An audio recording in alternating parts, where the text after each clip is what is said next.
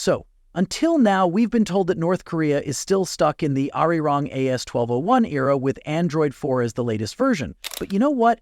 That's not actually the whole truth. Yes, the Arirang AS1201 is a significant phone in North Korea's mobile industry, but over the past few years, North Korea has started getting some newer models. Now, don't get too excited, it's not as advanced as the phones we have today, but for North Korea, these are considered premium devices, with Android 11 as the latest Android version.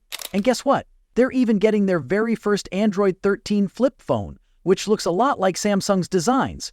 But the funny thing is, even these so-called premium phones still have features that we used years ago. The phone that's gotten the most hype over there is the Arirang AS1201. It was marketed as a North Korean manufactured phone, so much so that Kim Jong-un himself visited the factory to promote it.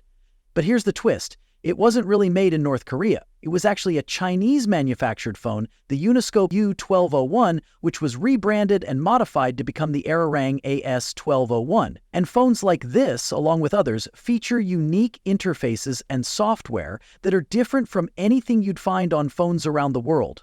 One of the most insane things about these phones is the sheer number of pre-installed games. I mean, a lot of games. And I can tell you why. North Korean citizens don't have internet access. Internet is only available to high-ranking officials, and it's highly restricted. So even though you may have a phone, you can't use the internet unless you're one of the lucky few.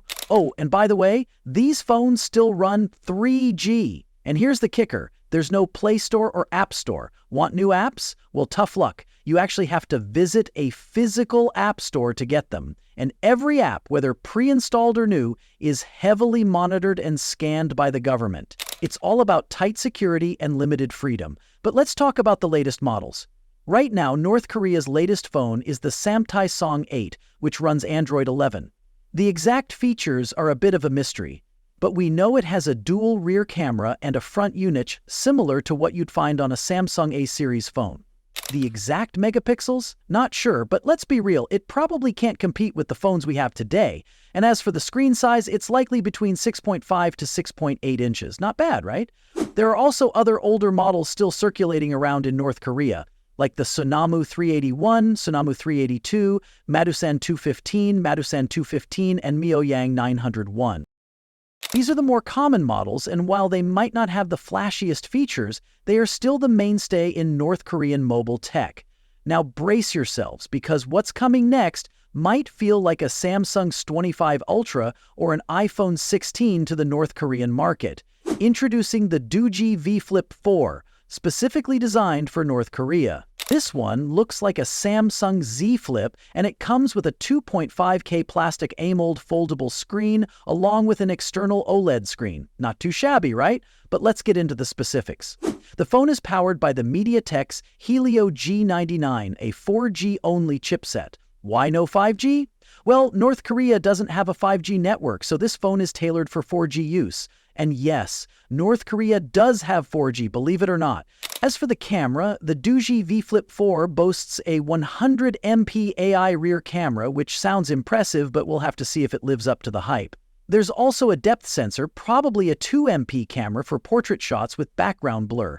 Not bad for a North Korean premium model. When it comes to the design, it's got a metal frame and a glass-like back. It's a foldable design, kind of like those premium phones, but with a plastic AMOLED screen. A cheaper alternative. It runs a customized version of Android, specifically designed for the North Korean market. Don't expect too many apps, just the basics like the phone app, camera app, and music player. The external display also has its own UI, where you can scroll through notifications and interact with a few select apps. Inside, there's 8 GB of RAM and 128 GB of flash storage.